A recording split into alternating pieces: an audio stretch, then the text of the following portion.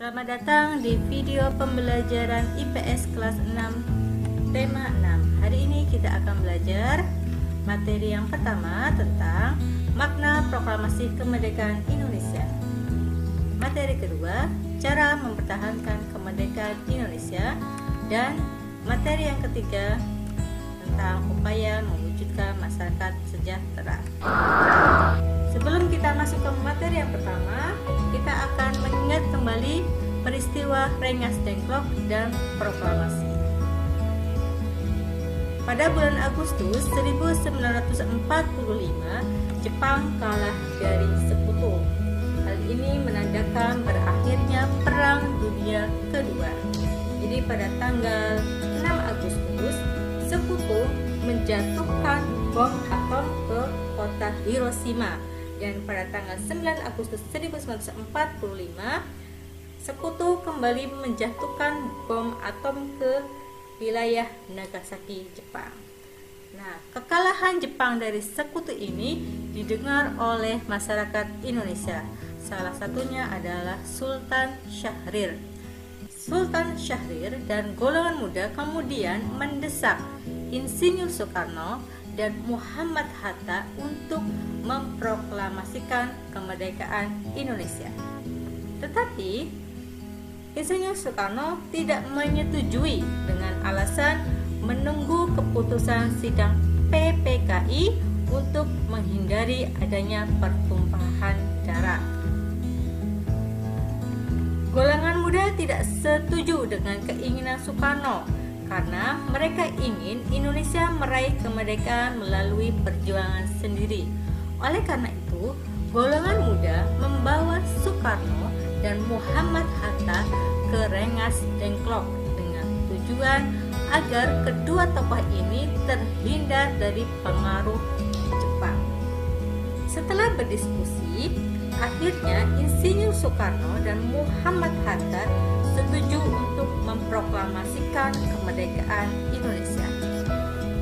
Selanjutnya, golongan muda Insinyur Soekarno dan Muhammad Hatta kembali ke Jakarta dan menuju rumah Laksamana Tadashi Maeda untuk menyusun teks proklamasi.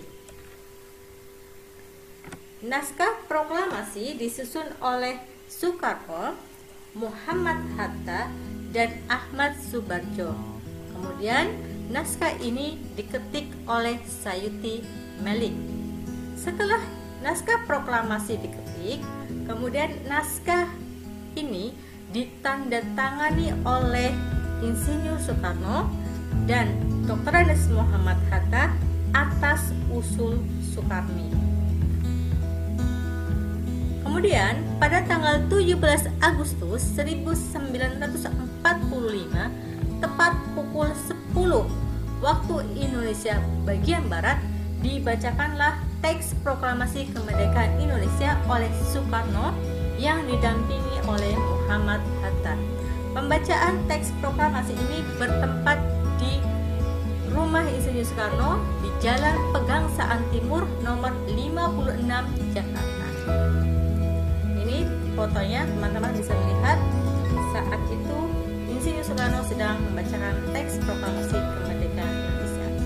Sesaat setelah pembacaan teks proklamasi, kemudian dikibarkanlah bendera merah putih. Pengibar bendera saat itu adalah S. Suhud dan Latif Hendra Diningrat.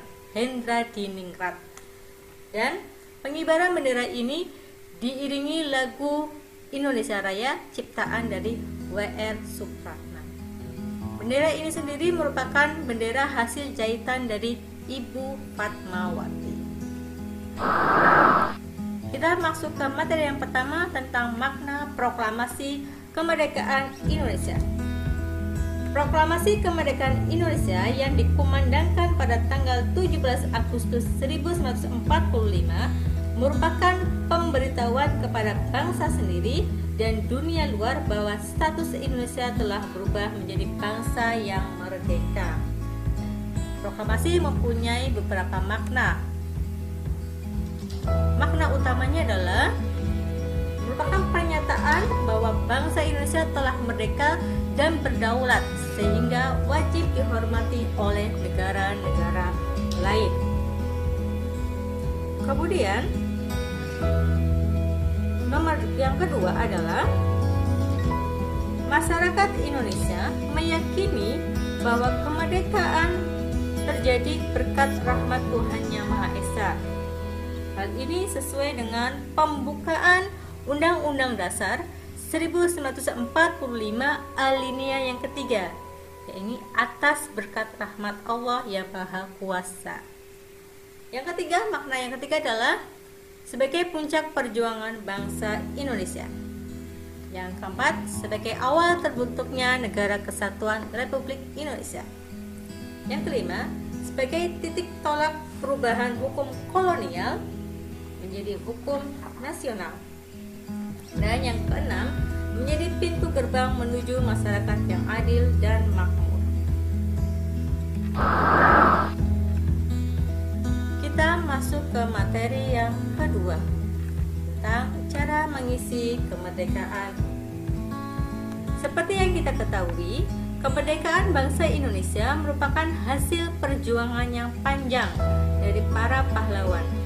Mereka rela mengorbankan jiwa dan raganya hingga akhirnya bangsa kita dapat merdeka. Saat ini sudah menjadi tugas kita sebagai generasi muda untuk mewujudkan tujuan kemerdekaan bangsa. Tujuan kemerdekaan Indonesia tercantum dalam pembukaan Undang-Undang Dasar 1945 alinea keempat, antara lain melindungi segenap bangsa Indonesia dan seluruh tumpah darah Indonesia, memajukan kesejahteraan umum, mencerdaskan kehidupan bangsa, dan ikut melaksanakan ketertiban dunia yang berdasarkan kemerdekaan, perdamaian abadi, dan keadilan sosial. Lantas, bagaimana cara kita mengisi kemerdekaan? Yang pertama adalah menaati peraturan perundang-undangan yang berlaku. Sebagai warga negara yang baik, kita harus menaati peraturan perundang-undangan yang berlaku. Yang kedua, beribadah dengan tekun dan khusyuk. Ini sebagai rasa syukur kita karena telah diberikan karunia yang sangat besar, yaitu Indonesia merdeka. Yang ketiga adalah belajar dengan giat. Yang keempat, menjadi pribadi yang santun, peduli, dan suka menolong. Kelima, mengikuti upacara kemerdekaan dengan hikmat. Keenam, menghormati dan menghargai sesama. Yang ketujuh, menjaga kerukunan.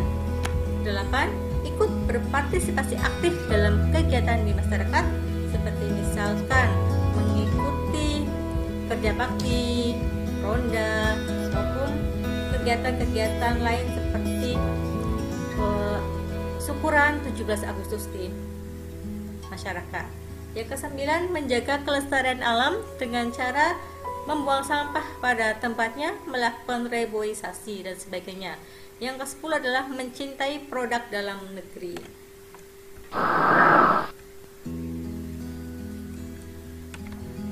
Tadi yang ketiga, cara mempertahankan kemerdekaan.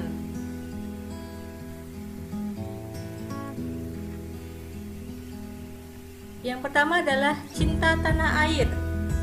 Sikap dari cinta tanah air contohnya adalah melestarikan budaya bangsa, menjaga kelestarian lingkungan, dan dengan rajin belajar.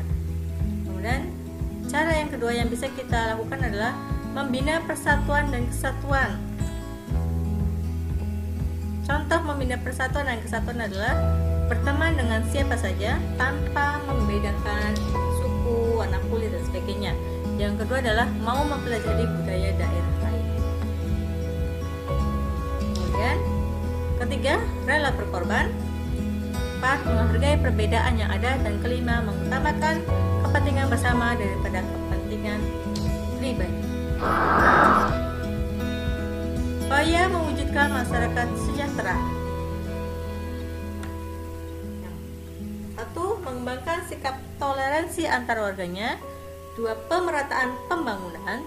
Jadi, pembangunan tidak hanya berpusat di kota-kota saja, tetapi juga masuk ke desa-desa dan terutama di daerah-daerah yang terpencil, daerah terdepan dari wilayah Indonesia dan terluar dari wilayah Indonesia. Pemerataan pembangunan harus dilakukan demi mewujudkan masyarakat yang sejahtera. Yang ketiga adalah taat membayar pajak. Keempat, memperbanyak lapangan kerja dan memperbaiki fasilitas umum.